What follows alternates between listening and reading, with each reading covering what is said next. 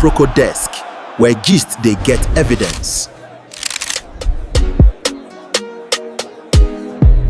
Some people say I said the boy here fool, and what I meant was this: you cannot be carrying out an illegal order. That's what I meant. I didn't say military fool. I couldn't have said that. When I said it's not true. What is this quiet? Get take food. I'm not We are the food. Take food. We are the food. I'm not a fool, You sir. can shoot anybody like that. Sir, I'm not You a are the fool. fool. Are you I am talking? not a fool, sir. As at the time I Don't call me a graduated, fool. you were in primary school. I'm acting on orders. Take for You which can't order? call me a fool. I just, you will see whether you love this here. Sir, you can't call me a fool. Go I'm and not open up your I'm an mouth, officer. open up I'm not a fool, sir. In the glaring lights of Abuja, a furious exchange erupted. A minister, powerful, unyielding, stood face to face with a naval officer in uniform. Words were exchanged, recorded, broadcast, and dissected. "Shut up! Keep quiet! You are a fool!" the minister shouted. The soldier responded, calm yet firm, "I am not a fool, sir. I am acting on orders." But days later, behind a wall of microphones, Wike told the world, "I wouldn't have called a military personnel a fool." So what happened really? What does this moment reveal? Not just about a clash of egos, but about how public power is wielded, defended, and denied. Stay with me. In the next few minutes, we peel back the headlines, go beyond the viral video, and explore what this confrontation says about leadership in Nigeria today. Because if someone in that much power can deny what was clearly on camera, we must ask, what else are we being asked to accept? On November 11, 2025, Nyesom Wike, Minister of the Federal Capital Territory, arrived at plot number 1946 in Gadwa, Abuja, backed by FCTA enforcement officers. He claimed illegal development was underway on land that, according to FCT authorities, lacked valid approvals. Waiting for him were soldiers, led by Lieutenant A.M. Yerima, a naval officer. In the tense standoff that followed, Wike demanded to enter. Yerima refused, citing orders. The minister's voice rose. "Who gave you the order?" he demanded. As cameras rolled, Wike advanced, raised his voice, and called the officer a big fool. The soldier maintained composure. He did not insult back. He simply repeated, "I am acting on orders." The exchange was more than about land. It was about power, authority, and who has the right to enforce the law and how. When the dust settled, Wike held a press conference. He insisted he was misunderstood. "Some people said I said the boy is a fool. I didn't say, 'Military, you are a fool.' I couldn't have said that." He claimed he spoke against illegality, not the uniformed men themselves. Yet, his earlier behavior told a different story. He shouted, he advanced, he berated, he called the naval officer a fool on camera, and that clip circulated widely. To many Nigerians, that was the crux. If a public officer can deny his own words when he's on tape, what can we believe about anything else he says? This was not just a personal spat. It provoked national outrage. Military veterans condemned Wike's language, calling for a public apology, arguing that he had demeaned not only an officer but the institution itself.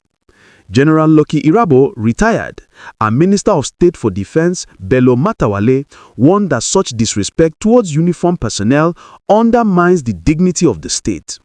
They emphasized that uniforms represent more than individuals. They embody the authority of the state. Matawale went further.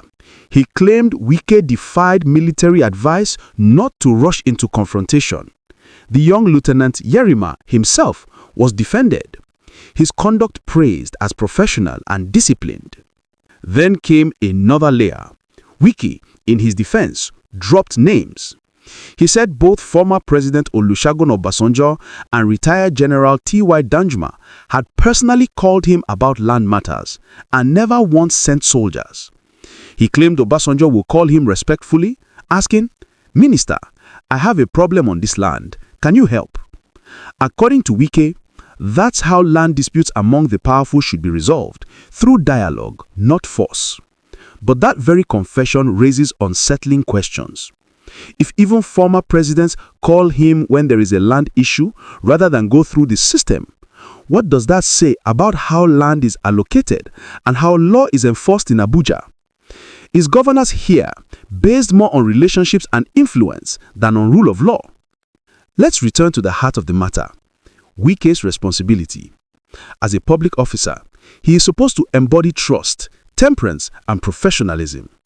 Instead, what we saw was a display of rage. Rather than de-escalate, he leaned into confrontation. In that moment, he failed diplomacy. He failed restraint. And by later denying his own words, he undermined his credibility. The denial was not a misunderstanding. It undercut public trust. Had Wike taken a different path, apologized unreservedly, admitted excess in the heat of the moment, admitted his words were wrong, he might have turned it around. That humility could have resonated deeply. But instead, he doubled down, and it exposed fragility in his armor. Even more, he revealed a governance culture where power and perception trump process. By invoking powerful names, by admitting that big players call him to resolve land issues, he invited scrutiny into how land is managed and how influence works in Abuja. Beyond the video and the viral headlines, many missed the deeper danger. This is not just about land. It is about how power is brokered, how authority is wielded, and how public officials justify impunity. Wike's behavior invites a broader conversation.